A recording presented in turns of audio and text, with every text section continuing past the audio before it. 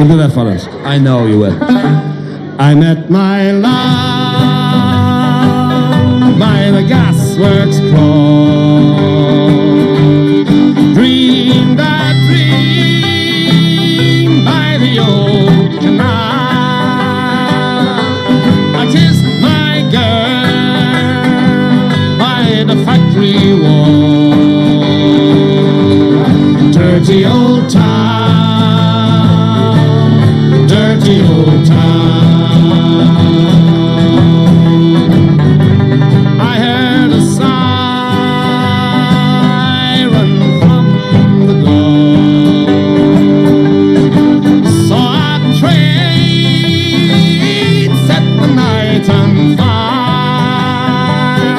I smelled the spring on the smoky way.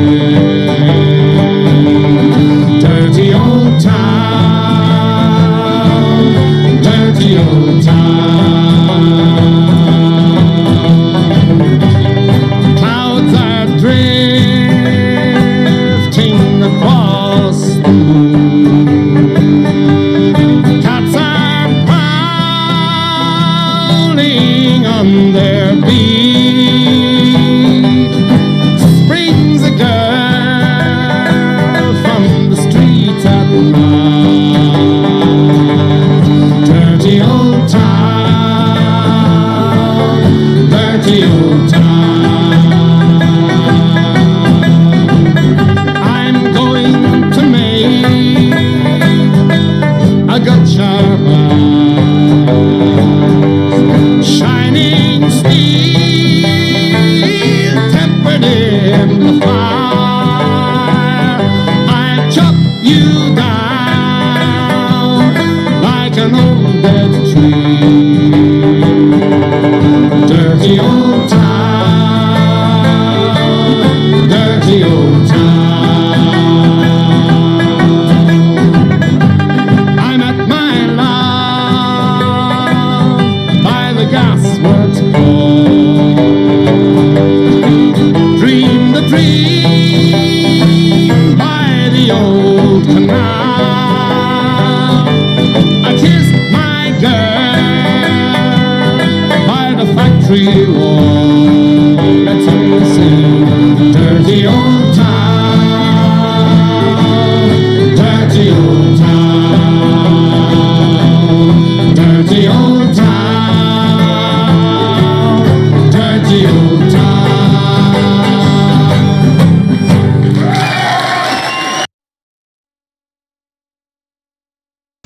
What a nice cutoff I did there. Hello. Love that song. Hopefully this isn't echoey or shitty because I just decided to go live on a whim because I haven't streamed in ages and I need to get something up. So I'm going to talk to myself for a while and it's going to be, oh, Mega! Okay, just when I thought I was going to be fucking talking to myself, having a great time. You fucking show your fucking face in here. How are you? What's going on? I have had a shitty week. I worked 2 jobs, well, a job and an apprenticeship, and this is my only day off, so I'm going out and getting absolutely wasted tonight. So I thought I'd put this up now. Hold on. The stream has started. That was the Dubliners, Dirty Old Town. Fucking fantastic piece of music. Let me get it off the screen, though. I wanted to do something different with this fucking... Oh, what? My internet is slow. That's great. We'll be fine. It'll be fine. Don't worry about it. I thought I'd do something a bit fun with Taken Abroad because I'm listening to Shane and Andy and everyone talk shit about Taken Abroad and it's literally the highlight of my week these days. So, I have downloaded Taken Abroad from the wonderful Temple tcap and I have changed some words around. Let me just double check that I'm not. Okay, yeah, okay. I sound fine. I don't sound fine, but you know what I mean. Best you're gonna get. Let's fucking keep pushing. I have gone into it and changed some of the words. So, Aaron is now Lorne. Bloomington, Indiana is now Cornville, Maine. we've changed some things around. We're going to see what it should read, because everyone knows Taken Abroad is just Lorne's fantasy world, which is really, really, really sad. But I've done a load of them. I can't remember any of them, so I'm just gonna, as it comes up, I'm gonna talk shit and talk about all this bullshit. Let's just go. I'm never gonna be a fucking good streamer, man. I'm all over the place. Okay, so Aaron is Lorne. I have to explain that first of all, because it's the first word in his fucking book. Lorne left his house in Cornville, Maine, and drove to school in the 1996 white Ford Taurus. His mom, I changed mom to mom, bought him as an early graduation present. It were a cold December... Oh, I forgot I changed all the was's to were's, because that's how Lorne speaks. So, it were a cold December morning, and the roads were... Oh, that makes sense, though, that time. The roads were slippery. Okay. The roads was slippery from the fresh layer of snow that had fallen the night before. Okay, as an opening sentence, not bad. Not great, not bad. I haven't written a book before. It's fine. He reached over and pressed the power button on his new Pioneer AM/FM radio CD player. There's a lot of fucking slashes here. It's like AC/DC. I'm not a fan. AM/FM radio CD player that he just had installed professionally at the local garage. Do you say garage? Garage, whatever. He flipped through the channels. Oh, the stations? Stations, Lorne. Stations. Can I? I can. I'm going to change this. This is it. We're going to do... He flipped through the stations until he found the local country station. No, country music station. Already I'm having problems. So he could hear the weather report for the day. Why on earth would you go to the local country music station to hear the fucking weather? Alright, okay, whatever. Oh, also... Hello! Hey, it's Tanish! But you're... Let's go Brandon now. What's going on? I mean, go to sleep. This is going to be a fucking disaster. And you can put it on 2.5 speed tomorrow.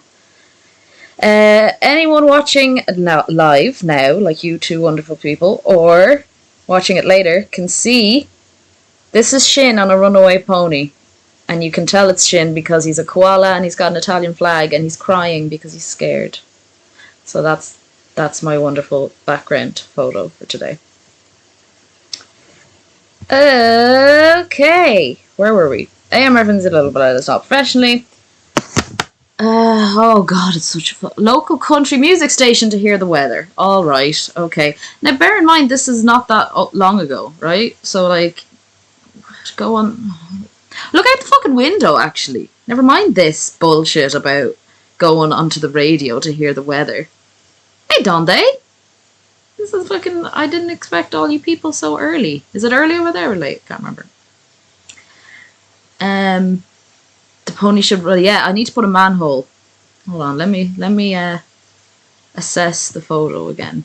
I think if I put a manhole right under the the front leg, we're onto a winner. 11 AM. Okay. That's good. East, never east. Okay, that's that side. Right. That's my side of America, right? That's the closest to me. Can do that. It's fine. I definitely didn't just have to point in the air to figure out where the fucking east is. I need to go back to school. Before arriving at the school, just like Lorne. Great. He smiled when the newscaster's report said it would be sunny and clear all day. Fuck off. Lorne knew the army recruiter were scheduled to be at the school that day and didn't want... Sorry, that's the person I'm drinking with tonight. I'm just going to send a lot of beer emojis because I'm busy. Believe it or not, this is busy for me, guys. Lorne knew the army recruiter were scheduled to be at the school that day and didn't want the weather to force him to reschedule. Why on earth would the weather force him to reschedule a recruit? Like, are they outside? Get fucked. Didn't want the weather to Okay, whatever. Ever since the terrorist attacks on 9/11, Lorne knew what he wanted to do after graduation. His heart were set on going to Kentucky. I changed Iraq to Kentucky because I have no class. His heart were set on going to Kentucky and fighting for the freedom of the United States and the freedom of the Kentucky citizens. Oh, you know what that is? It's Iraqi citizens, but the I in Iraqi state, because I just searched for the word Iraq. So it's the Kentucky citizens. Okay, so Lorne wants to go to Kentucky and fight for the freedom of Kayla, which is actually kind of exactly what happened. So that fits. Less potatoes in the chat, please. Thank you. Pulling into the school parking lot, Lorne... See, I'm imagining Lorne as a 38-year-old. Or was he 38 today? 36 today? I can't even remember. But I'm imagining... 37, wasn't it? 37 today. Oh, for fuck's sake, what have I started? So I'm imagining a full-grown, disgusting Lorne pulling into a school parking lot. Lorne weaved through a couple rows of cars and trucks that belonged to the other students until he finally found a parking space. Isn't this gripping? I'm gripped. Gathering up his backpack, he got out of his car and made his way to the school and to his homeroom, his mind on meeting with the army recruiter. Okay, let's have a recruiter count. So that's one. Actually, I have the technology. Or EC or UITER, right? 17 times in this chapter he says recruiter. Fucking Christ. I don't think I've said the word recruiter that often in my whole entire life. Where am I? I'm all over the place. Fucking hell. The bell rang at 11. Great. Lorne had 45 minutes to eat lunch and talk to the army recruiter. Fucking hell. He gathered his books off his desk and walked to his locker. His friend Derek... I changed Derek to Derek X Derek. I'm so stupid. His friend Derek, X Derek, were waiting for him when he got there. Hey, Lorne, he said, as Lorne reached his locker. Hey, Derek, X Derek, what's up? Lorne replied. Not much. Just thought I'd see if you wanted to ride to the store with me for lunch. Oh, fuck. This is the Mexican neighbors. Can we go to the dollar store? I can't today. The army recruiter is here, and I'm going to talk to him right after I'm done eating. Sorry, maybe tomorrow, though. All right, Derek, X-Derek, said as he slapped Lorne on the back. I'll talk to you later, then. Great. Great. Lorne closed his locker and headed for the cafeteria. He got in line with his tray and grabbed a slice of pizza, 2 cookies, and a can of Pepsi. Well, that's not going to work. So let's just change this up. Can of Bud Light, right? 2, we'll change that to 2 whoopie pies. A slice of pizza? What could a slice of pizza be? A pot pie, I guess. A whole pizza, because he's a fat bastard. Okay, change that to a pot pie. Okay, he got in line with his tray and grabbed a pot pie, 2 whoopie pies, oh that's too much pie, and a can of Bud Light.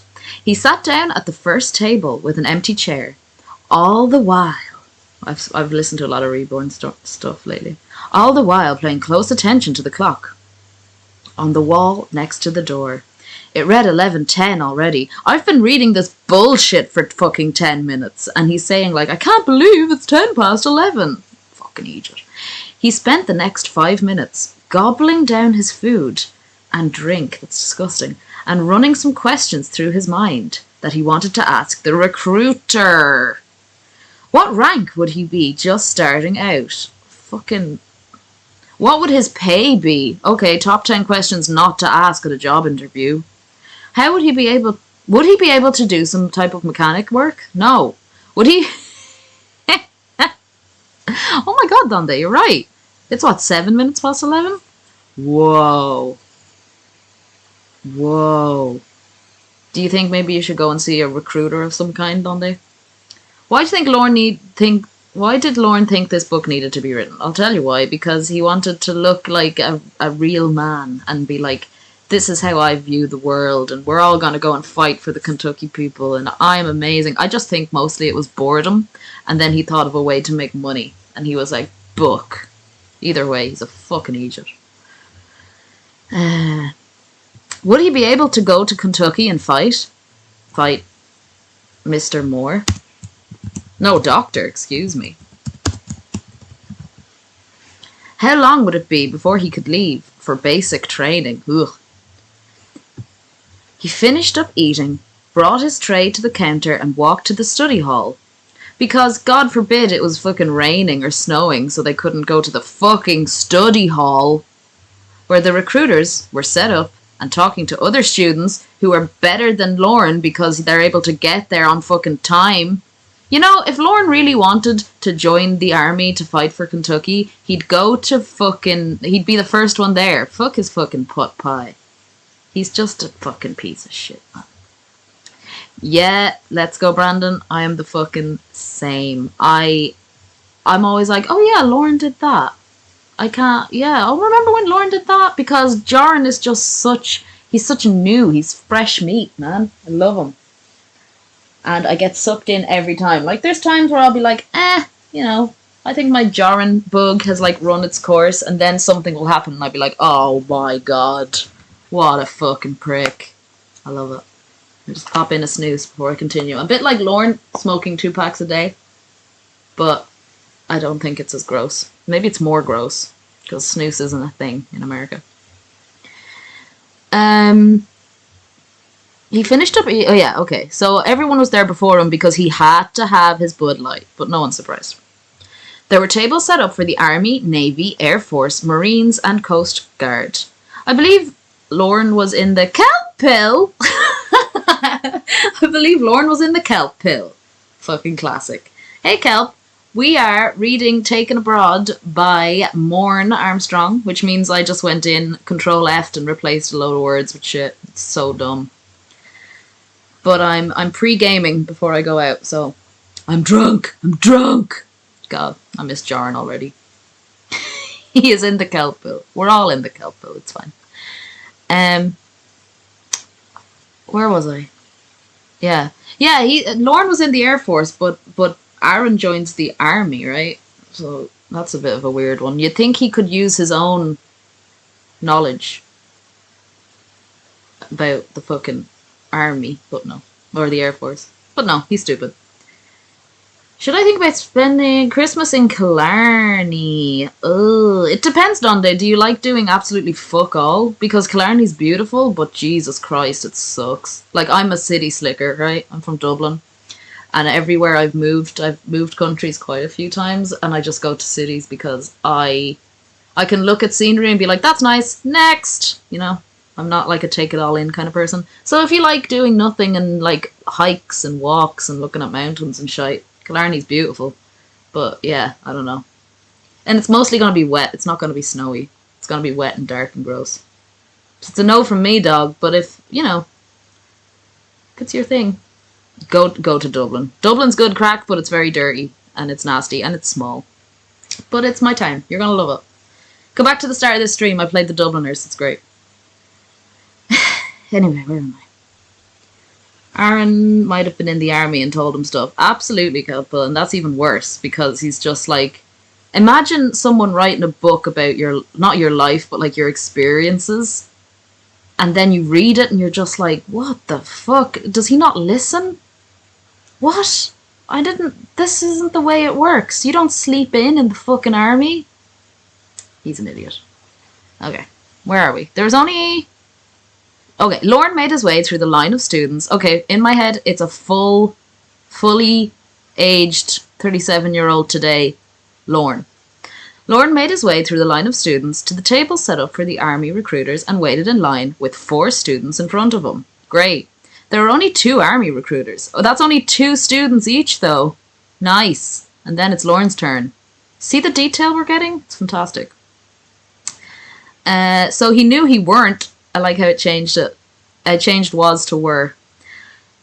He knew he weren't going to have much time to talk to the recruiter. This has to be number 17 of the recruiter. He waited patiently as the line in front of him slowly disappeared and he were next to see a recruiter. Fucking hell. When the next student stood up to shake the recruiter's hand and leave, I'm going to kill myself. Lorne read the nameplate on the table as he walked towards the recruiter. Sergeant Watkins.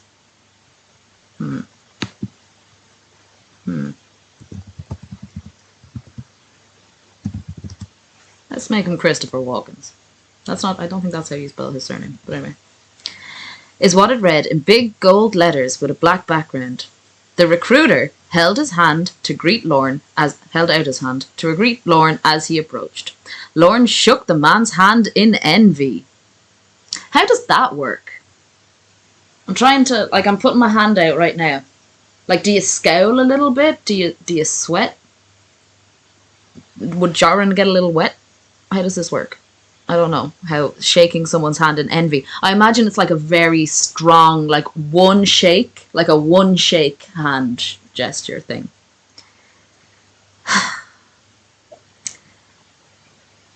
As he eyed the sergeant's uniform, weird. He spent the next 15 minutes talking to Sergeant Watkins and getting all the information he could before accepting the recruiter's business card. I'm gonna fucking die! This is, yeah, okay, that has to be the end. That has to be the end of the recruiters. It has to be. Oh no, I see one more. Fuck off. Lorne left the recruiter's table with a smile on his face and the feel of more pride. That might have been me fucking this up with my changes. And the feel of more pride in his heart for this country than he had when he first sat down. He never said he sat down. Okay. To talk to the recruiter. Amazing, he thought, what 15 minutes of talking about my future in the military could do to my pride. Could do to my penis. Let's do it. Let's leave it as penis. There we go.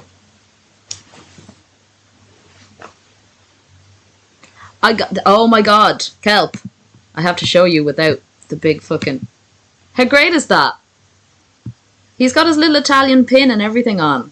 It's quite a sad motif. But I like the fear in the pony's eyes. And I'm going to put a manhole under... Omega gave me that idea. Under the front foot.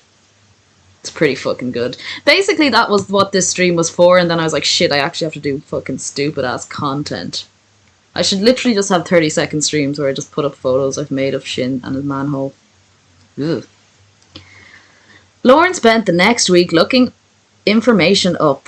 Oh god, looking up information, right? No, up on the internet. Jesus Christ, this is awful. About career fields, medical and dental benefits. Well, he didn't do that now, did he? And the GI Bill. Don't know what that is, not American.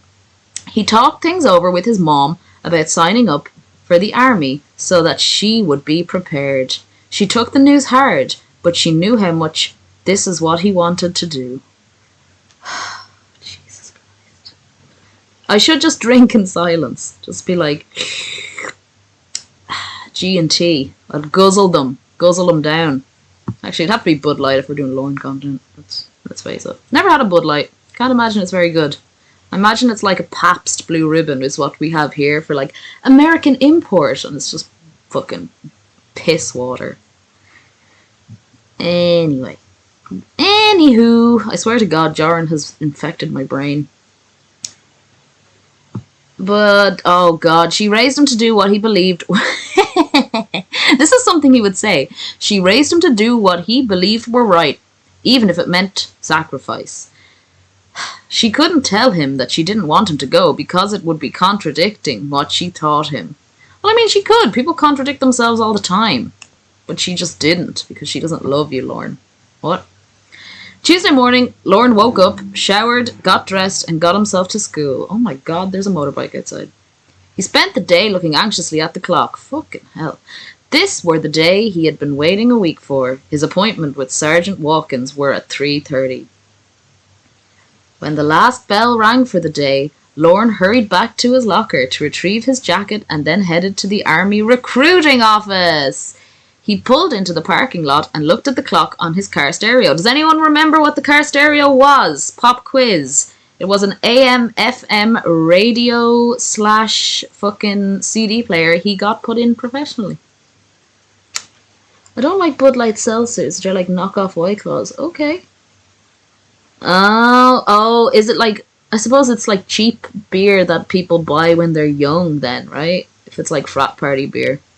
We have, Grolsch and Tuborg are like the cheap university fucking beers. Oh god. And for some reason, like, you go to a party and then you drink them all and they get warm and you're just like, why do I do this to myself?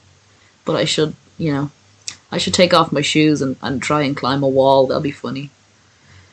Oh god. Great, the bell rang, guys. The bell rang. Oh yeah, the car stereo. Great. 3:15. I'm 15 minutes early, he said to himself. I'll go in and wait in the lobby. I'm sure he won't mind if I'm a little early.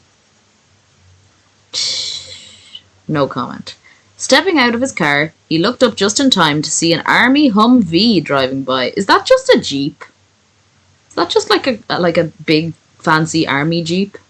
Humvee sounds like a harmonica. He stared at the big vehicle in awe. Fucking loser. Hopefully soon I'll be working on vehicles like that one, he muttered into the cold air. Fucking hell. He turned back around after the vehicle were out. The words and wases are actually kind of fucking me up. He turned back around after the vehicle were out of sight, locked his car door and closed it hard. Like his penis. The weather today were 22 degrees. What's that in normal person? Normal person weather. 22 degrees Celsius. Yes. Fahrenheit, right? To Celsius. Let's check this out if this is actually cold coming from a Scandi. -5. Okay. That's pretty cold. That's pretty cold. Like, that's like snowy here. -5, -8. You'll get snow and ice. And the wind had a sharp bite to it. Oh, God. It's Adriana degrees. What the fuck does that mean? Is that a different type of degree? Fahrenheit? Is that a joke? Am I stupid? I haven't even... I've had like a tiny bit of my fucking... Actually, I'm drinking gin, but I'm disgusting, so I'm drinking gin and fucking Coke. Because it's all I have. Don't judge me, Kelpil. Oh, Adriana. Her name was 22. I get it. Fucking hell. I'm stupid. Lorne placed his hands in his jacket across the snow... to protect them from the cold. Get fucking gloves, you tit. Tilted his head down. Get a hat, you tit. Like, Lorne has a hat. We all know Lorne has a hat. Why doesn't Aaron have a hat? And began walking across the snow-packed parking lot to the recruiting office entrance. When he walked through the door, he looked to the left. Okay, everyone look to your left. Right. I'm cute. I'm not cute, but I'm sleepy and drunk. Well, I'm not drunk. I am sleepy though. I've worked 10 days in a row because I work 2 jobs. I am a body piercing apprentice, Kelpil, so if you ever need any more piercings, come on over to Stockholm. I'll give you mates rates. But yeah, I don't think I would trust anyone after watching this video. They'll be like, she can't even say a fucking sentence properly. Oh no, SJ Maple's in the chat. SJ Maple, you get a piercing too. I'm gonna make a piercing called a Lorne. What could it be? Maybe like a wobble tooth? Like, because I have my smiley, maybe like a low smiley, and it dangles. Fuck yeah, Kelpoo. I do not live in Iceland. Iceland's beautiful though. Yeah, I'm gonna make a Lorne piercing. It's gonna be great. I'm trying to make a mavel a thing, a male navel, but I've only pierced 2 because nobody wants a mavel. You flew to Hamburg? Are you not in America, Kelpil? That's a big fucking deal. Hey, little McNug. Bring me a pot pie. Bring me a Bud Light, and I'll give you a free fucking aftercare and everything.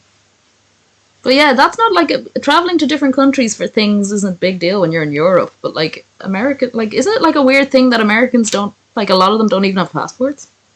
It's weird. SJ Maple, you were about to get fucking kicked the fuck out. You're gonna get, what's the word? Ban-hammered? Whatever. I'm in Arizona. I was in Arizona once. They have a cool McDonald's. No, sorry, Sedona has a cool McDonald's because it's the only one without the yellow, right?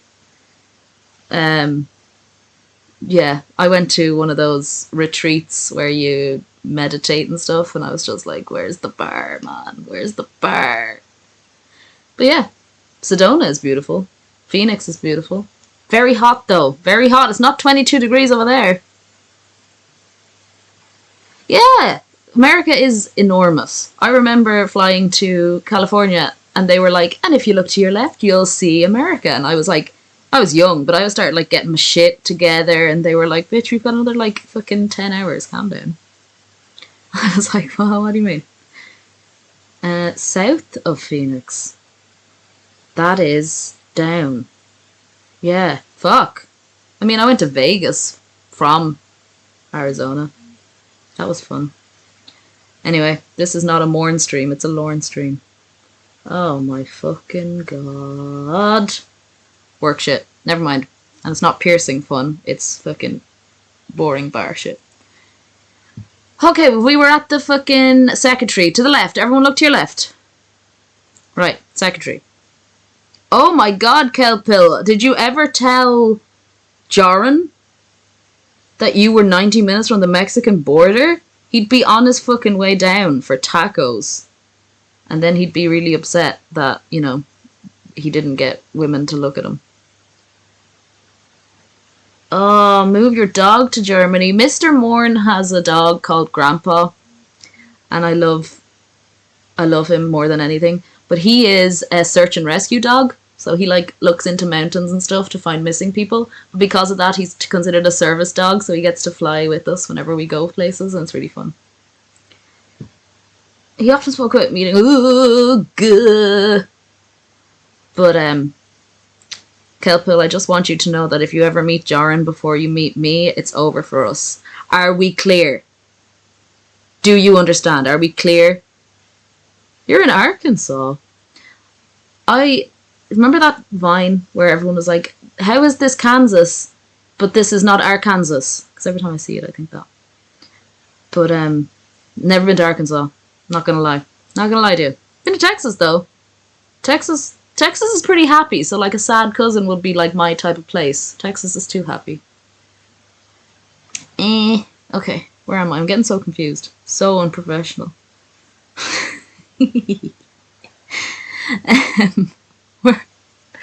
I don't even know where I am anymore. I'm gonna have a drink. Oh god, Kelpill. It would have to be like a GoPro on top of Joran's head, because I don't want to see anything from his perspective. Or like, from your perspective, looking at him. Oh god, that's so nasty. Okay, fuck that.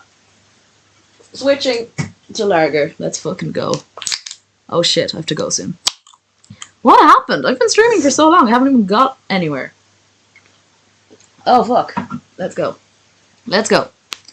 Look to the left. We did this 4 times. Her name tag read Helen in small black letters. Let's change Helen. Helen's boring. Helen to Donde. Donde, Lita, you're in the book. I hope you're happy. Her name tag read Donde in small black letters with a I just realized she fucking... No, it can't be Donde because he describes her and she's really gross. Mama Gwen. Her name tag read Gwen in small black letters with a brass-coloured background and were pinned to her suit jacket just above her left... Let's do her left boob. Oh, no, her left breet. Come on, we'll put some... We'll Joran in there. Donde, do you want to have like a mother's air and be like overweight and in your 50s and like... well, actually, I thought she was worse than this. Hold on, we'll get there.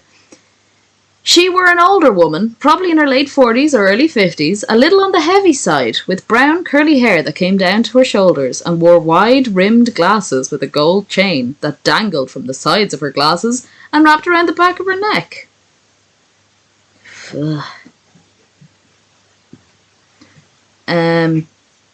She had a mom's air about her and greeted him with a warm, welcoming smile. "May I help you?" she asked. I would love to like recreate this, like make a movie, and then for some reason she's just this angry, fucking disgusting looking Irish woman covered in piercings. "Can I help you?" I'd be like, "What do you want?" she asked. "I have an appointment with Sergeant Walkins at 3:30, he replied. "What's your name?" He answered her as she opened a large black book that read... Okay, hold on. That read... Emergency Protocol.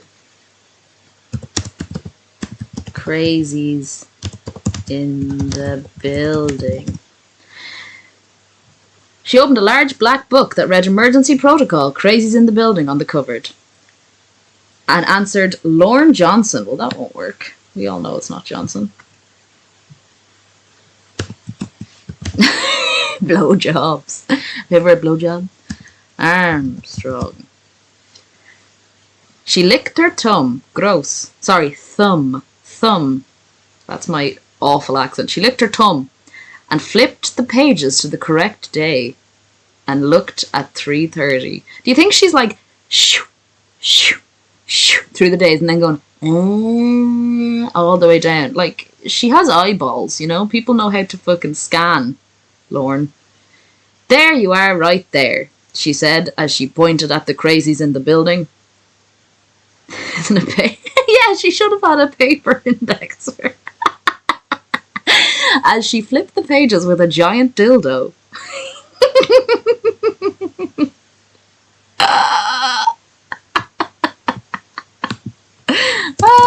You make me laugh. Right. She licked her dildo and flipped the pages to the correct day. She said as she looked up and smiled at him, "Have a seat in one of those chairs right there and I'll let Sergeant Walkins know you're here." Fab. Lorne turned around after thanking Helen and found a seat next to some army brochures. Well, army has to change. Next to some... What kind of brochures could he be watching? Reading.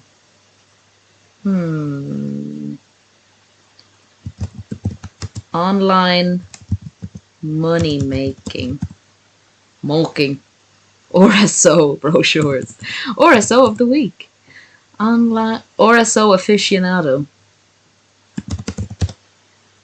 He picked one up and began looking at it while Helen let Sergeant Walkins know that his 3:30 appointment were there. Who fucking cares, man? How to munkle. Munkling for dummies. "Mr. Johnson?" Lorne looked up in surprise. Okay, that should be Armstrong. He hadn't heard Sergeant Walkers approach him because he had been engrossed in the pamphlet he were still holding in his hand. He folded the pamphlet back up, set it back in its place, and stood to shake Walkins' hand. In envy? Let's change. Let's see. Things are getting hot here. In lust.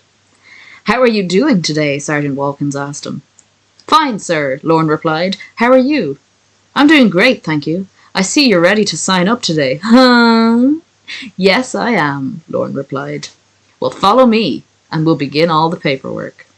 Lorne did as Sergeant Walkins... Could he not write Sergeant every time, or is that like a respect thing to make it shorter? I don't know how army works. Lorne did as Sergeant Walkins directed and fell in behind him. Whoa. Whoa. See, now you know why I put in lust. There you go. As he entered, the office, he looked around at all the certificates on the wall. Alright, all the RSO mugshots on the walls. The envy Lorne held for the sergeant began to grow. in his pants to a minor case of idolism, of premature ejaculation. That's not how you spell ejaculation, but I have never had to spell it before. There we go. He sat down, he put his ass in his chair in front of Sergeant Walken's big desk. Come on, you're asking me to change that, Lorne. And watched as the sergeant put together a new folder with Lorne's name on it. Aww, at the RSO. That's lovely. By 5:30, that's a long-ass interview. Sergeant Walkins had all Lorne's enlistment forms filled out and had him set up for an appointment for a physical. Oh, way.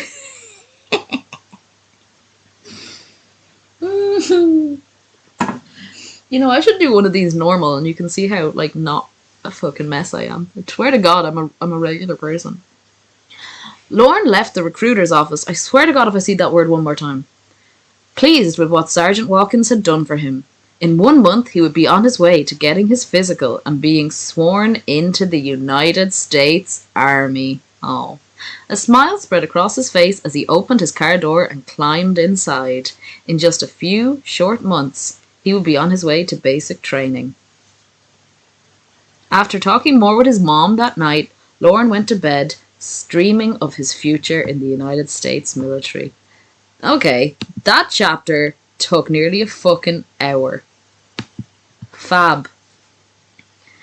And, like, it's fun when it's on Andrew Burkett's stream because they're, like, quipping back and forth and they're fast, and I'm just like, what?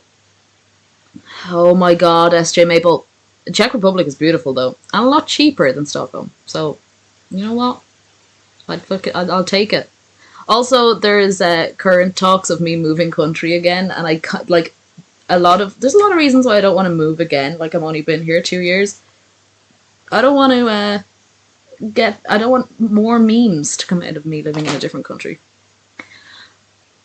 Chapter 2. Oh my God. Lorne suddenly found himself at Fort Jackson, South Carolina. Well, that won't work. Where did Lorne go? Wasn't he in Washington State for a while? Let's put him in Washington State. Why is my computer being a fucking dick on today of all days? South Carol. Never been to South Carolina. Never been to any of the Carolinas. Found himself in Washington State. Oh, you're gonna all get mad at me for not capitalizing, but come on. He looked around at the many other young men and women. Other than that line, I don't think he ever mentioned a woman in the army. You're right, Kelp. That is better. Although, doesn't he go to Fort Dix again later for tech school? Maybe that could be Alaska. Who wanted to fight for their country. From the moment... Oh! Because I changed mom to mom. It changed moment to moment. That's stupid. From the moment he got off the plane, he were to follow every order given to him. He were surprised to see that they had not waited until the following day to start demanding orders. He quickly realized that his life were no longer his own, and he had rules that he had to follow that were made by other people. No fucking shit, man. That's like saying, I can't believe I went to this restaurant and they cooked the food. Like, what bullshit is this? Fort Dix is the prison he was at. Weird choice. Because he does go to Fort Dix later, right? I think. Doesn't he? I don't know. But yeah, no shit people tell you what to do in the army. You think you just get a gun and you get to walk around and do whatever the fuck you want? Moron. Hey, large Father Tron. Oh my God. Now there's 2 people memeing because I'm not from America. This is just rude. Do you know what? I'm going to do like a... Oh, what was my name when I was doing my jarring apology? Ermin Ho. I'm going to Ermin Ho all you bitches, and then I'm going to be like... Actually, I'm American. Oh God, that's really bad. That's a really bad American accent. I'm already sorry about that. Sorry. I could pretend to be American somehow. I'd use like the robot, like Jamie. It's all worth it, he spoke softly to himself. This is my dream and it's what I've wanted for a long time, even if I don't like being told what to do. How is it not your hello, Joey? Fort Dix, Kelpish. Yaha! Yeah. Joey coming in with the yahas over here. This is the Lorne stream. That was I somehow feel like Joey could fucking kill an Irish accent. Like he could really, really do a good job on it. And that makes me nervous. He's gonna like end up being my dad or something. Large mother drum. Stream Maple, stop it, because the last two places you've mentioned have been places I've lived. That's really like spooky. I feel like you're stalking me. I'm gonna get into gang stalking in the tcap universe. Oh God. Why are you crying, Joey? I said you're crying at Kelp. Kelp, play nice. After a couple of weeks of day in, day out routine, things became much easier for him. Even taking orders and following them had become a thoughtless action. It seemed like time had flown by when finally his 9 weeks of basic training had ended and he were already in his 5th week of technical training school. Great. Cool. Next. I can't believe the time has gone by so quickly, Lorne said to his mom, who were on the other end of the phone. Only another 6 weeks of tech school, then I graduate and I can come home for 2 weeks. Ah, shit, I'm gonna say. Here. Ah, shit, he heard his mom begin to cry as she said, oh, shit, not you again or something? What could be the last 3 words she could cry? Why? Why? Oh, no! I fucked up, guys. Fucked up again. Yeah, okay. Why? Okay, you know what? You understand what I'm trying to say. I'll be happy to see you again. Not. He heard his mom begin to laugh, maybe? Laugh as she said the last word. Because she's like Borat, right? Borat's funny. Oh my fucking word. Last word. You know what I'm trying to do.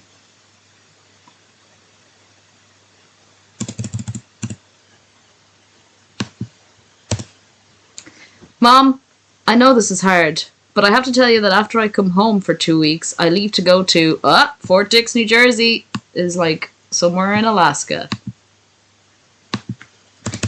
You know what? I'm not paying for Microsoft Word, so I'm using it online, and that's why it's shit. That's my excuse. Alaska. For 2.5 months of training to go to Kentucky. Why would you go to Alaska to go to Kentucky, you ask? Well, because this is a Morne book. He waited a few long seconds for Mom to absorb the news. Are you all right, Mom? He asked. I'm fine, son. I had a feeling you were going over there from the beginning, so I've been preparing myself for it. She said with glee. This is what I've wanted to do, Mom, and it makes me happy, he said to reassure his mom. I know, and I want you to know that... Okay, I'm proud of you has to go. You suck. The words... I know, and I want you to know you suck. The words she said to him sank deep inside and brought a smile to his face. I have to go, Mom. I'll see you in 6 weeks. I love you. Okay, we're gonna send... I love you too has to go because we all know she's never ever said that. And you know what? Get rid of good as well. Bye, she said. Mom, you know this. I'm just reading back over the chat because I'm trying to this is me concentrating, guys. That's how bad this is. Lorne hung the phone up and stood motionless as he thought about the words his mom had said to him as they penetrated deep. Right, well, she didn't say that, though. Lorne, liar. Lorne, the fucking liar. You suck. Her voice saying those words echoed in his head. He smiled at the phone, then turned and walked away. Fort Dix, New Jersey. Alaska were an exciting place for Lorne. Well, that's probably true, in fairness. See, this is more true than the actual book. Alaska were an exciting place for Lorne, as he learned many ins and outs, well, I'm sure he did, of what would take place in Kentucky. It could only partially prepare him for the real thing, and he realized this from the beginning. He had a good visit when he went home for 2 weeks, but he knew he made the right decision by joining the army when he had seen some of his friends still hanging around home and working at dead-end jobs going nowhere with their lives. What a fucking prick, man. I hate this guy.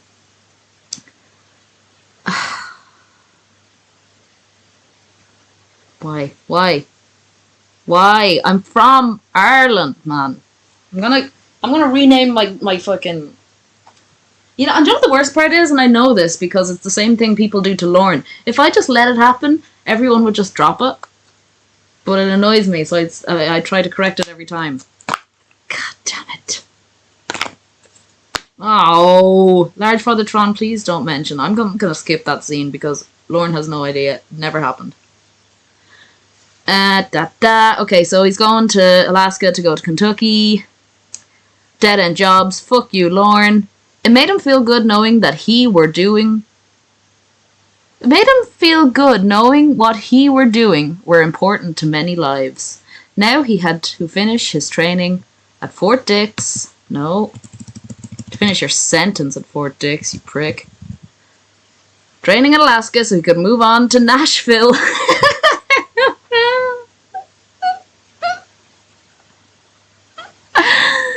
Ah, God. Yes, Kelpo, he was in prison and he was like, fuck that guy working at the Walmart. I just go there trying not to make eye contact with children. Oh, God. So he could move on to Nashville and then Kentucky, where he would be fighting for what he believes in. Not untrue. Lorne looked down at his watch as he stood beside his fellow soldiers dressed in his BDUs with his backpack securely fastened around him. It's not a rack. Where did a rack come from? Whoa! Oh, there we go. Oh, changed it. Thank you. 4:30 a.m. Kentucky time. AA Ron. Nothing like a AA Ron. You know Joran would say that. AA Ron. Oh my God, it's Shin. Shin, this book is great.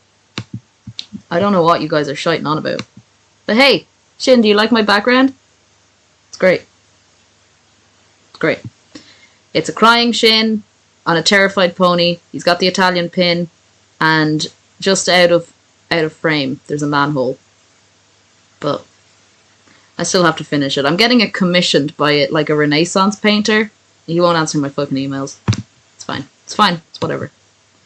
But yeah, this book is going to be a book and bestseller. You know, I'm going to put this, my version, on fucking, what's it called? Books A Million? Where the hell is Hokkaido? I kind of want to live there. It looks cool. 4:30 a.m. Kentucky time. This were it. And then this moment again. This were it, he thought to himself. This is the moment. This is the moment I've been waiting so long for and trained so hard for. He could feel his anxiety grow when he fell in behind his fellow soldiers to step aboard the plane that were to carry his unit of 51 soldiers to Kentucky. His unit leader, Staff Sergeant Buchanan, well, that has to change. Staff Sergeant Farmer, right?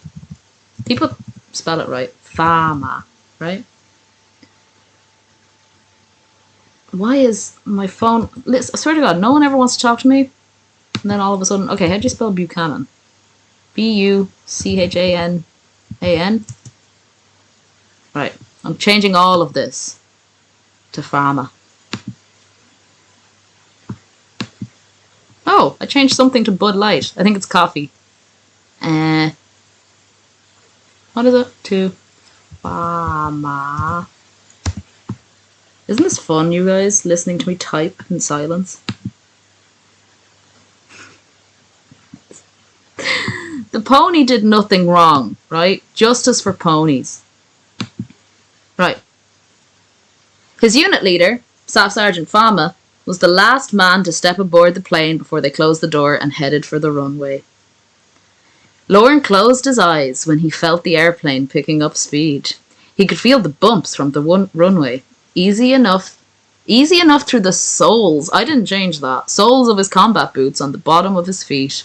Where the fuck else would they be, you bald bastard? Fucking the soles of his boots in the fucking back of his eyelids. Get fucked. He then felt his body move at an uneven angle as the nose of the plane began to lift off the ground and speed into the air. What else is it gonna fucking do, man? He said a silent prayer for himself. No, he didn't. His family and his fellow soldiers. He opened his eyes to find his unit leader, Sergeant Pharma, looking at him. He gave him a smile. Hold on. He gave him a thumbs up for reassurance and told him to be a good girl. He fidgeted with the access strap on his backpack belt while a million things ran through his head. Oh, God. Suffered in silence. You know what? The pony did nothing wrong. I'm going to find that pony and I'm going to give it reparations, the poor fucking thing. He's going around, like, he has the exact same story, but in reverse. He's like, this motherfucker just jumped on me, I got a fright, and then all of a sudden he's crying? Reinsurance. That would be better. The flight to Kentucky seemed to take forever. It probably would from Alaska, in fairness.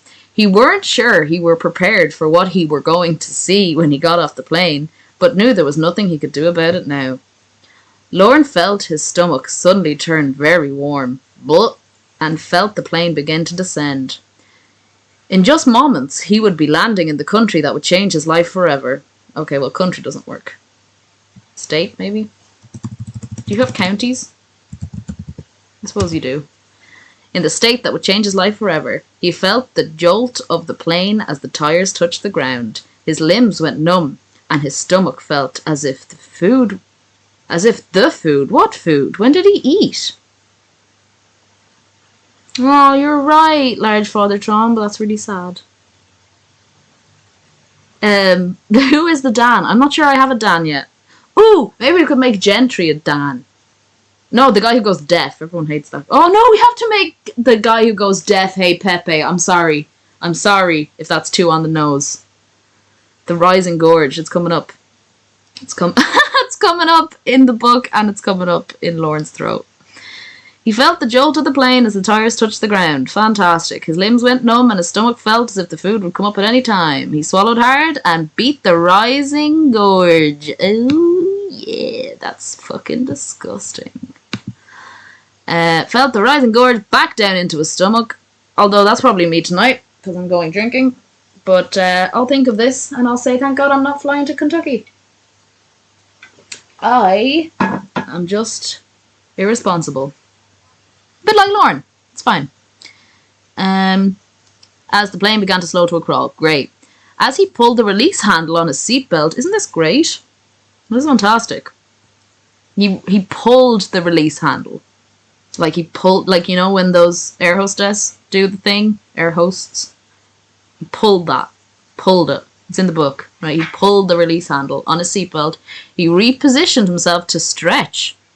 Wow, what a show of dominance. And prepared to disembark from the plane. Did someone smuggle in like the safety instructions on a plane? And he was like, oh, this is gonna be fucking great. Shin, this is the first time he went to Kentucky. He just left school from Derek X Derek was there. It's a whole thing. To be honest, I just wanted to show people my portrait of the pony. So I was just like, fuck it, let's Control F and change a few words. It'll be so much better this way. Had to fly co-pilot seat in a mini plane to Kentucky with a church organist. What the fuck? No, I don't. I'm a bad flyer. I've got a bit of a rising gorge issue. He had expected to hear a lot of noise and see explosions in Kentucky, calm down, in the distance when he got his first glimpse of Kentucky, but he were happy to find it was quiet in the dark and early morning hours. He hadn't planned on it raining. I suppose it rains in Kentucky, it rains everywhere. Like it were. But he would be outside only long enough to go from the plane to the hangar anyway. Fan-fucking-tastic. Jesus Christ. Oh, drop some makeup. The unit had all entered the hangar and sat on the floor. Why? Why? As directed by Sergeant Fama after removing their backpacks. Lorne felt the concrete floor getting more and more uncomfortable after sitting through 2 hours. Give him a cushion! Oh, Buchanan should be Woodcock. I'm too lazy, man. Come on. After the 2-hour lecture, the unit began to gather up their backpacks. Like, if they all have the same backpack, and they all leave the same backpack in the same corner and then sit on the floor, why don't they just sit on their fucking backpacks and then their arses won't be sore? This is such bullshit. I'm going to go to America and I'm going to run the army. And I'm going to be like, you know what? Why don't you sit on your backpacks? And they're all going to be like, oh my god, you're a genius. Idiot. And made their way to the bunks. Lorne located his bunk and began unpacking his gear. He had his gear all spread out over the bottom bunk. Oh, you know what? I'm going to change... I'm going to change bunk. There's got to be 26 bunks. That's a lot of fucking bunks. Oh, I need to get like, at last, my love has come along. Changing bunk to bunky because I'm petty. Done. Right. He had his gear spread out all over the bottom bunkie when he felt a tap on his shoulder. He turned around to find his friend, Sergeant Paul. It's my body, Paul. There with a smile on his face and an index finger pointing to the top bunkie, indicating to Lorne that the bottom bunkie were his. Oh, no way, Lorne said with a smile spreading across his face. Okay.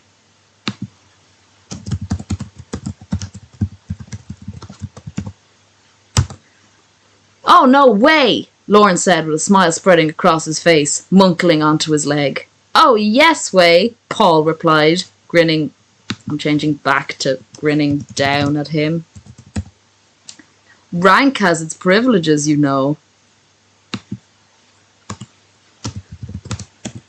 Your father always preferred me,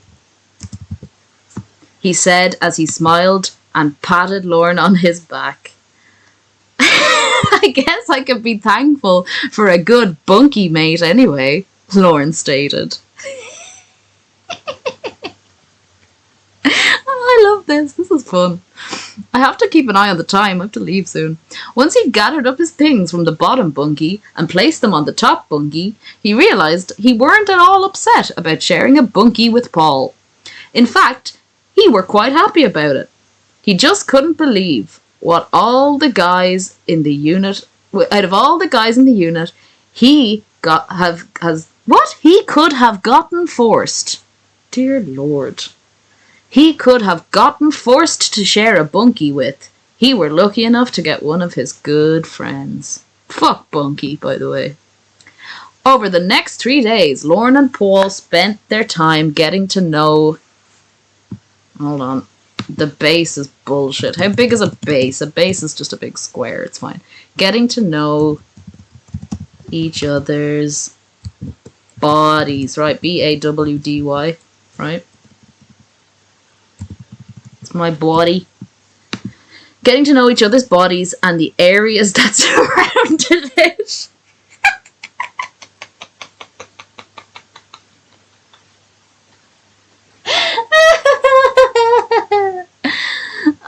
Change bunkie, but I love the bunkie. To air mattress. We'll see if air mattress works. Getting to know each other's bodies and the area that surrounded it. They distributed ammunition throughout the base and took the necessary precautions, I'm going to change that to, they needed out in the field. Right, great. Always be prepared. You know what? I'm with Lorne on this one. The fourth day, and on the fourth day, Lorne rose again because he's a tired boy, and they all said he can sleep in. So, you know, it's not Jesus, but he's close. On the fourth day, Lorne and Paul and a couple other guys they worked with drove a Humvee. Right. What was... Will I just change Humvee to white truck? Right. Humvee. Come on, Humvee. I know you're in there.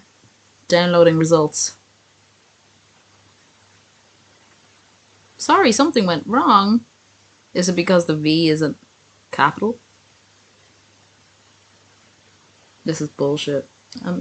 They stole 80 pounds of... I love the police caution tape. I think it's so stupid. It's like we're in a war zone. People are losing their limbs. Quick, the tape.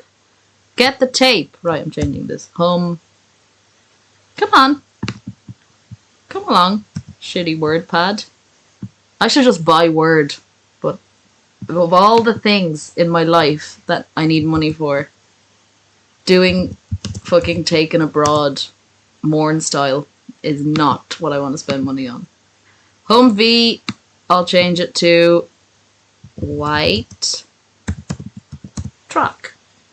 Replace all. Nice. Right. Now I don't even know where I am. He's on the fourth day, right? On the fourth day, they drove a white truck into the city to get to know the area there. Lorne drove especially slow because he was looking for fucking children. And because he were looking around at all the new sights. I want to change that to teenage girls, but that's kind of gross. They were pointing out places that have been bombed and gunfights had taken place between the American soldiers and the insurgents. Now, that's the insurgents of Kentucky, my dudes. They don't fuck around. They noticed that this particular area of the city were almost deserted because of all the damage that had been done to the buildings. There were people still there, but not many that hung around in the streets. Lorne quickly slammed on the brakes when a man ran out in front of the white truck and stood there blocking its path. Oh my God, it's Dr. Moore. He couldn't figure out why the man would want to run out in front of a moving vehicle, especially one as large as a white truck. Lorne sat there and looked at the man for what felt like 20 minutes, but in reality was nothing but mere seconds. on your gym hour, grab a shake weight. Ugh, fuck the gym. Didn't you like hurt yourself recently? Was that ages ago? That was the last time I did any exercise. It was probably last year sometime. Don't go to the gym. Fuck the gym. Come drinking with me. 6 o'clock somewhere. In fact, it's 6 o'clock in Stockholm, Sweden. Oh, it's Saturday. Who does anything productive on a Saturday? Come on. Come on. Okay, seconds. The man had short black hair with a long beard. Now, you see, he wouldn't have a long beard if he was a doctor. Would he? Maybe. An athletic build. Okay, he was not 5'9". Come on, Lorne. Dr. Moore is like 6'3". And he were about 6'3" tall. Wearing torn brown pants. No, he was not. No, he were not. Wearing a stethoscope. I don't know how to... Oh. It's the worst part about doing this live. Fuck it. I'll do it live. Is that you can all see how dyslexic I am. Stethoscope. You know what I'm trying to say. Oh, fuck. Why does this keep happening? There we go. Yes, I'd like to see some suggestions. Why are you telling me that's a word? I know it's not a word. It doesn't even know it's a word. Wearing a fucking bandage. Whatever. And a white... Like, I'm on a long sleeve shirt. What the fuck's he wearing brown pants and a white shirt for? Is he Peter Griffin? This is bullshit, man. He's a bomber. Not a fucking ASOS model. Torn brown pants just because he's a bomber. Think they're not wearing their best clothes when they're bombing places? And a white lab coat. Oh, wearing the Reds. Yeah, nice. Nice. Red Sox hat would have been nice. But this is Dr. Moore. Lorne looked over at Paul. Oh, this should be the Mexican neighbor. Oh, what's the Mexican or his friend called? Taylor and something else. Oh, should be one of them. And suddenly realized that this guy were a suicide bomber. He wore a suicide bomber. All the 4 men in the white truck ducked down just in time as the man in the road blew himself into pieces. But don't worry, guys. The brown pants were already ripped, so you don't have to worry about it. After the explosion, all 4 men sat up and looked at each other with a sigh of relief. They just witnessed a man suicide himself. Okay, that they were all still alive. I can't believe that just happened, Lorne said. A little bit too enthusiastically. Oh. I don't know how to fucking spell. Oh, God. Enthusiastically, is it? I don't even have dyslexia. I'm just retarded. Sorry, no, that's a terrible word. I'm just stupid. You know what I'm trying to say there. I'm embarrassed. We better call in the base and let them know what happened, Paul stated. We'll have to cordon off the area until the police get this mess cleaned up. God. I think this is where the tape... Yes! They called into the base to inform them of the suicide bomber that killed no one else but the bomber himself. Phew! It's not like that's fucking tragic. Jesus Christ, Lorne. Oh no. Then they got out of the white truck to rope off the area. When Lorne stepped out, he grew pale at the sight of human flesh that had stuck to the vehicle and the building walls around him. Was the bomb inside the man's fucking stomach? How does he explode outward? Is he Padre fucking Pio? Is this like stigmata? It's not going to stick to the walls, Lorne. How does he think someone exploding works? That's ridiculous. That is insane. I'm mad at this now. I love listening to it and I can laugh along, but now that I'm reading it, I'm really fucking annoying. We felt it. Oh yeah, okay, here we go. So it's on the fucking walls, it's on the floor, it's everywhere. It's all over the place. As he took his first steps after closing the door to the white truck, he felt an odd feeling under his boot, right? Under his boot, right? So like he didn't get a pain in his head or whatever. He got like it was under the sole of his boot, like where his foot was touching the ground, under the boot. Turned and lost his breakfast. Aw. Hope he found it. In the middle of the street, Paul ran to his side.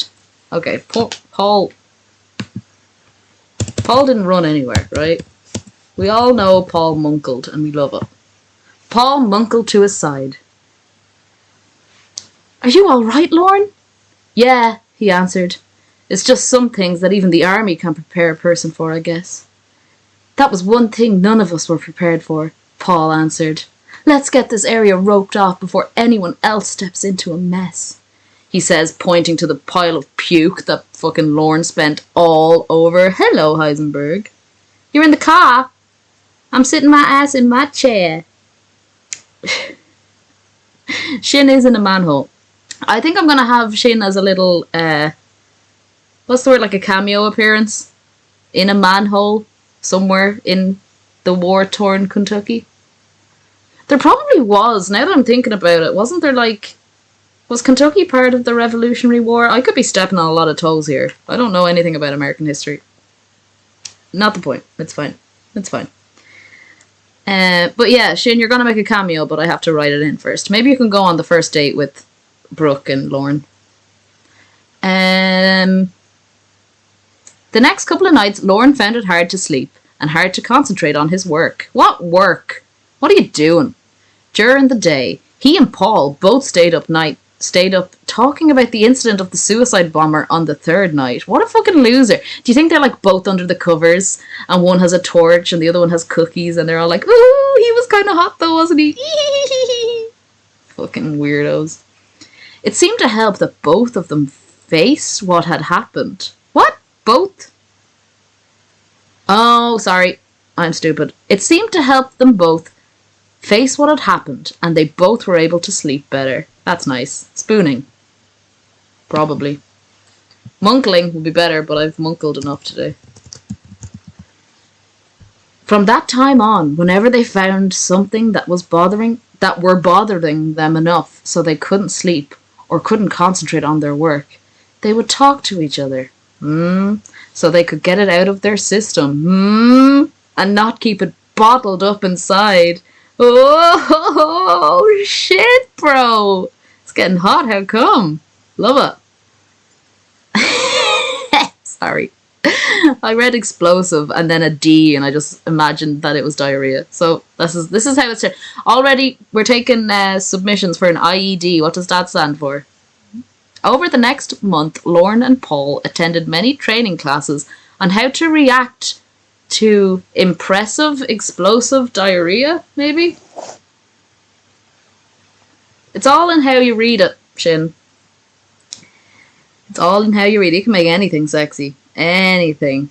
How to close off specific areas in the body after bombings and raids, and how to raid houses. How to raid houses in Kentucky? You're just a fucking B&E, dude. Stop that. It's bad. And how to train Kentucky, because Iraqi, I put in Iraq, so it changed Iraqi to Kentucky police. He kept busy, so there weren't much time for a lot of recreation. Like talking to his girlfriend. In his off time, Lorne would either get on the computer and talk to his mom. No. And talk to Kayla. This is perfect. Why does my phone keep doing this? Or my computer? Oh, I've got the hiccups. I should stop drinking. No, I haven't even started. It's fine. Talk to Kayla, or call her on the phone. If he and Sergeant Pabla had time, they would get in a game of basketball. No, a game of drinking. It's a game to me. Improvised explosive device. That's no fun. No, an IED has to be something fun. An explosive device is sad and scary. We need something funnier than that. Unless you're talking about Lawrence Dick, which is kind of an IED. Or play a couple video games. Oh, Mario Odyssey. Anyone want to help me with that? I can't find all those stars. They're really annoying me. During the first month, there were a couple rounds of mortar that hit the base that Lorne and Paul had to help clean up. They were just Jannies. This is ridiculous. Game of nude twister. Yes. Fuck drinking. I want to read this when I'm done. Or play a couple video games. Alright. They were never bored, but always wished he could be in a little more of the action. I'm sure that's Lorne's fucking life. Do you think we'll ever see any more of the action? You think he could put it a different way if he's writing the fucking book and he's like, I just said little more of the action, so let me just change what I'm fucking saying because I'm repeating myself 17 fucking times. I'll get rid of Humvee. That's just sitting there. Sorry. Oh god, I lost where I was. Do you ever think we'll see any more of the action than what we're seeing here, Paul? Lorne asked. Yes, I do, Paul replied. Yes, I do, Paul replied. And from what I've been hearing, it's not going to be long before we do. Oh my god, am I having a stroke? Or is the document is like shifting from left to right? It's like dancing. Am I drunk? No. Lorne gave Paul a stunned but enthusiastic look. Stunned but enthusiastic. So like, oh. Ah. Stunned. It'd be better if it was like enthusiastic but stunned. So it was like, oh. You know? I don't get it.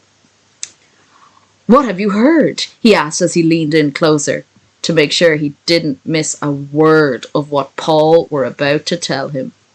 To lean in closer to kiss him. and make sure he didn't miss a word of what Paul were about to tell him. Well, from what Staff Sergeant Fama were telling me, oh my god, that's just how he'd say it. From what Fama were telling me, the Marines are pushing a group of insurgents towards the outskirts of Bowling Green.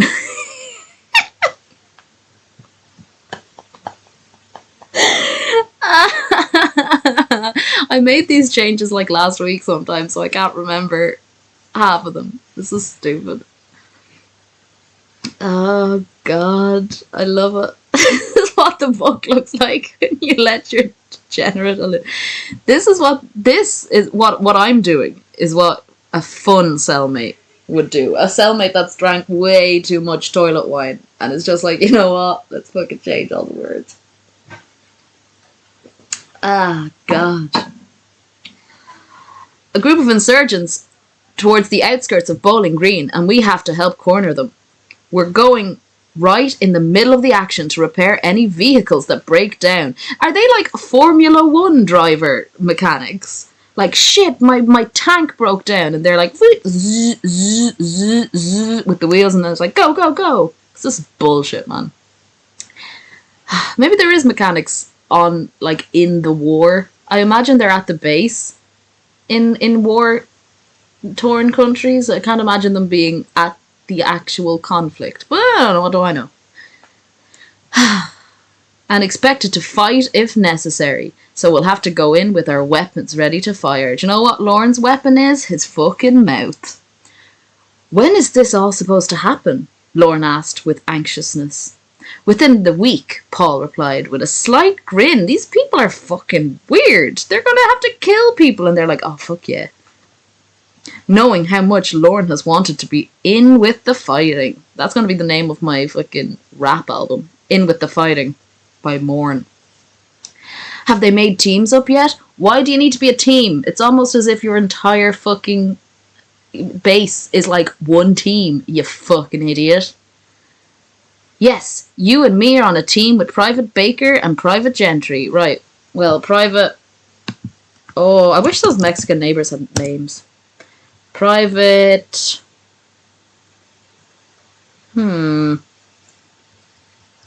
I mean, we could change it to, like, McFetridge, I guess. Oh, Fet... Is it? I don't think it's Feth. Fetridge?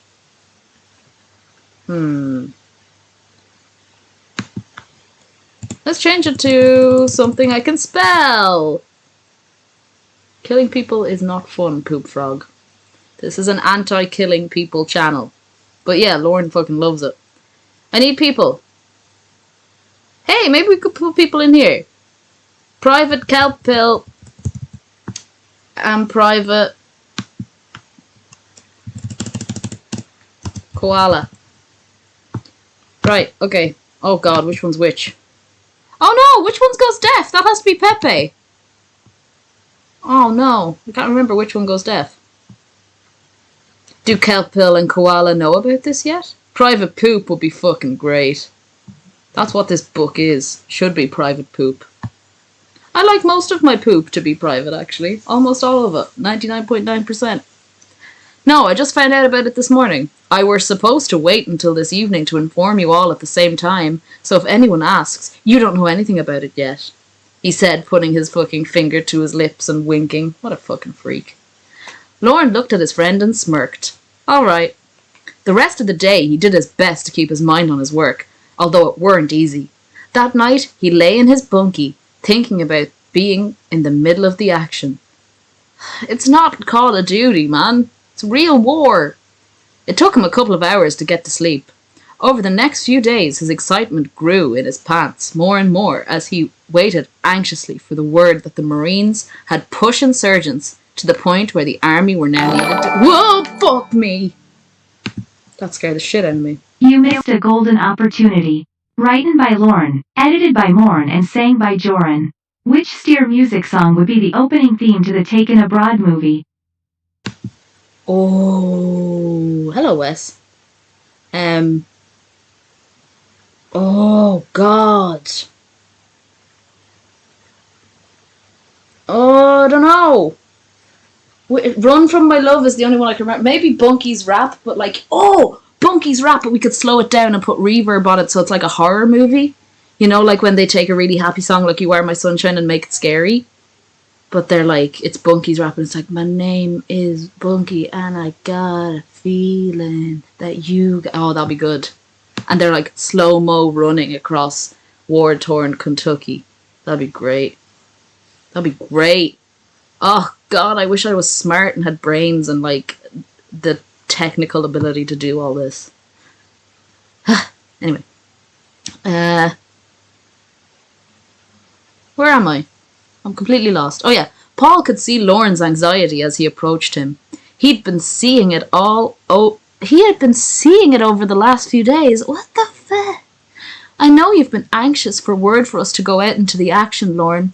I just wish I could share your enthusiasm. Yeah, because you fucking die, Paul. You fucking idiot. Paul watched Lorne's shoulders fall because Lorne were hoping he were coming with word about the insurgents.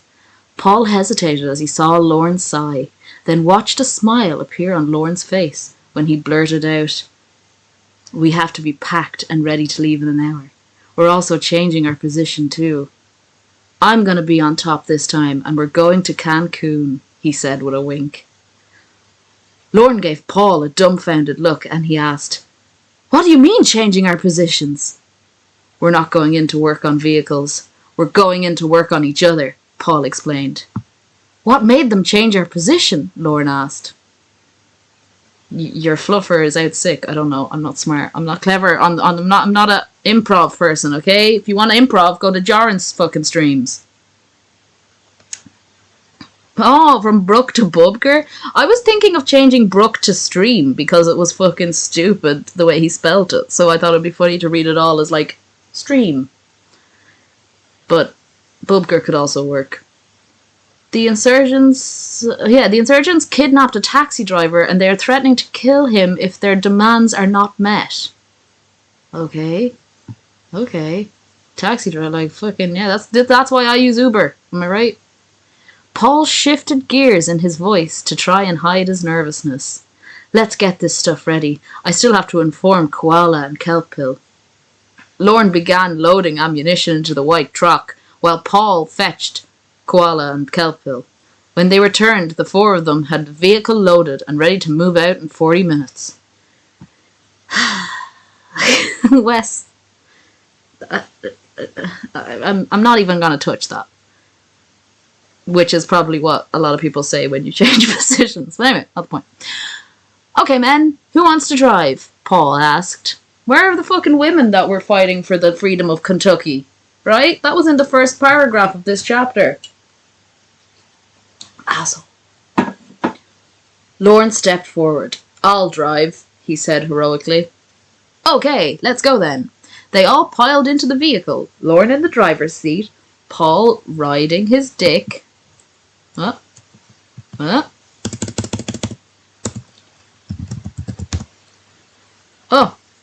I did that badly. Oh my god, I shouldn't do this. You know what? If you go back, you can see some of my streams where I'm not a mess. With Koala and Kelpill in the back, hanging out. We all have to go to the police station first to let the Kentucky police know that we're here to help them, Paul explained. Is this nearly done? Because I have to go soon. Holy mother of Christ. Okay, we're going to blast through to chapter 3. Let's do it. Oh, yes, Heisenberg. We can what's the word? Workshop this live. That'll be fun. I'll drive. Kentucky police. Blah, blah, blah. Right. Lorne pulled into the parking lot because that's what you do when you're at war. People are fucking blowing each other up and there's taxi drivers being taken hostage and he's just like, let me just back it in here. Oh, I wish this white truck had sensors. Fucking idiot. He turned the engine off. Good. And noted the shabby look the building had. Have you seen your trailer? Idiot. All four of the men, hey, come on, Kelp is in there, got out and walked towards the building. Like Reservoir Dog style. Upon entering it, they all had to stand still for a moment to let their eyes adjust to the dimly lit room. Who cares? They found a translator standing next to the clerk's desk. Who cares? The man held out his hand to greet the soldiers. Huh, huh. Hi, I'm Staff Sergeant Pablo. I need to let the police know we're here to help them. The translator were an American, Paul could tell. He felt relieved that it would be easy to communicate with a translator present. Racist. My name is Staff Sergeant Randolph. Right. This is what you get. Oh, where'd it go? Where'd it go? This is what you get when, oh, where am I? I'll drive. Oh yeah, okay. This is what you get when you donate to Morne. My name is Staff Sergeant Most. Hold on right there and I'll let the police chief know. I wish you got a description. Paul and Lorne stood watching the sergeant as he left the room, watching the sergeant's ass. You happy with that, Wes? As he left the room and made his way down the narrow hall. Hui. Before he could return, they heard gunfire coming from nearby. Paul, Lorne, Kelpill and Koala rushed outside. They reached the white truck just in time to dodge a bullet that ricocheted off the police station. They couldn't fire back until they found out which directions the shots were coming from. Then another bullet hit the police station, closer to the white truck this time.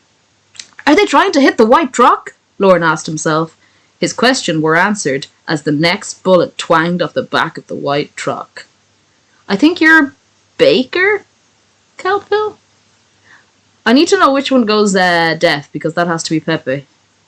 But once I get to the deafening part, I'll change all the names. They're shooting from between those two buildings over there. Okay, I'm going to change that to apartment buildings, because don't forget, we are in Lorne's neck of the wood. Apartment buildings over there.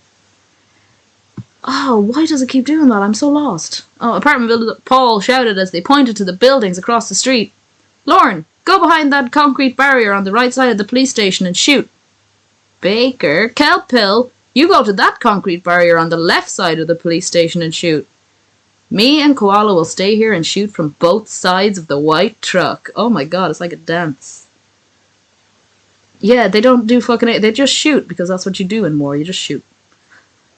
Oh god. Lorne and Kelpill both ran to their designated positions and began to fire back at the insurgents. Paul and Gentry began firing back from the sides of the white truck. This is great, guys. I love this. The insurgents must have been overwhelmed by the firepower the four men held, because the shooting ceased after only 5 minutes. Once Paul felt all were safe enough, they went back to the police station and were updated that the kidnapped taxi driver had been killed.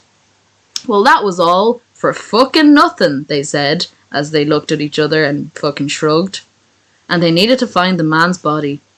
After a few minutes deliberation, the four men and Kelpill headed back to the white truck and climbed in. They drove around the block to make sure... No, they only drove around the block because Lorne was fucking someone and he wanted the air mattress to himself. So he was like, just drive around. I don't have gas or anything.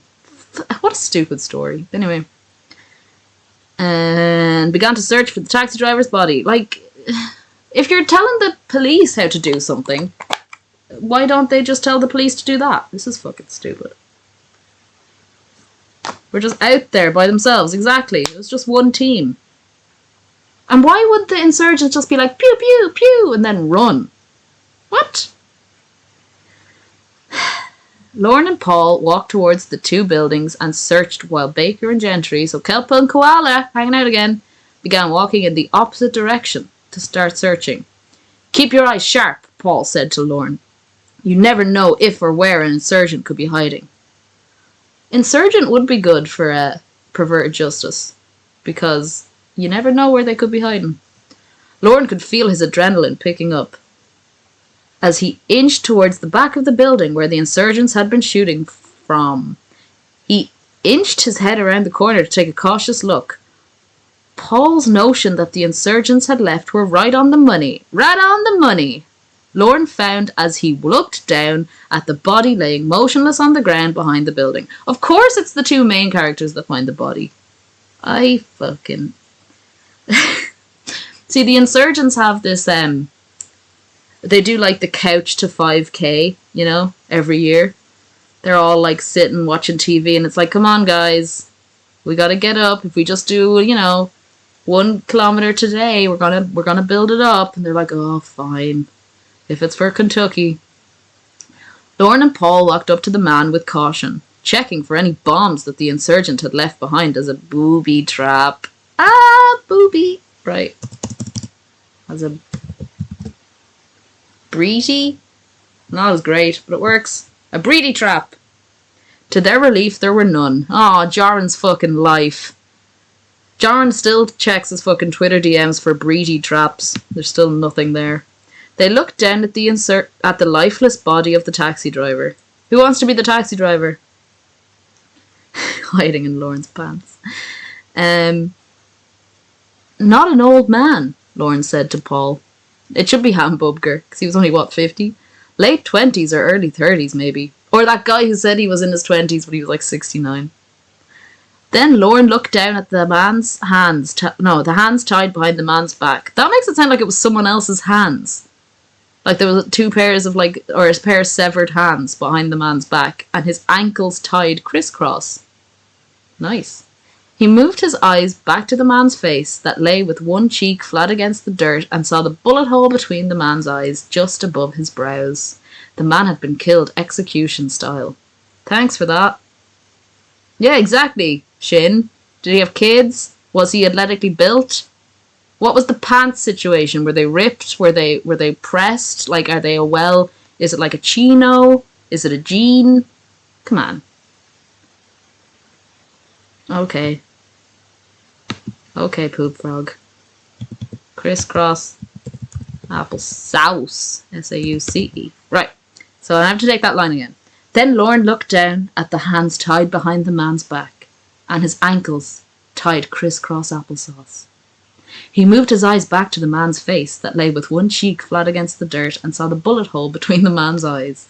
Well, that just lightened the mood. Thanks for that, poop. The man had been killed execution style. Fantastic. No, not at all. Sorry about that. A tear appeared from Lorne's pants. I'm going to change it to that, because that's funny. Why is the E still there? From Lorne's E-pants. They're internet pants. It's fine. Don't worry about it. And his face grew pale. He felt great pain for the man that had been carelessly murdered. Who? Fuck. No, you don't. Oh my god, it's so long. Oh shit. Okay, I have to go. This is shit. Okay. I have been streaming for kind of a long time though. Right, so we got to crisscross applesauce and we got to a tear in Lorne's pants. So we're good.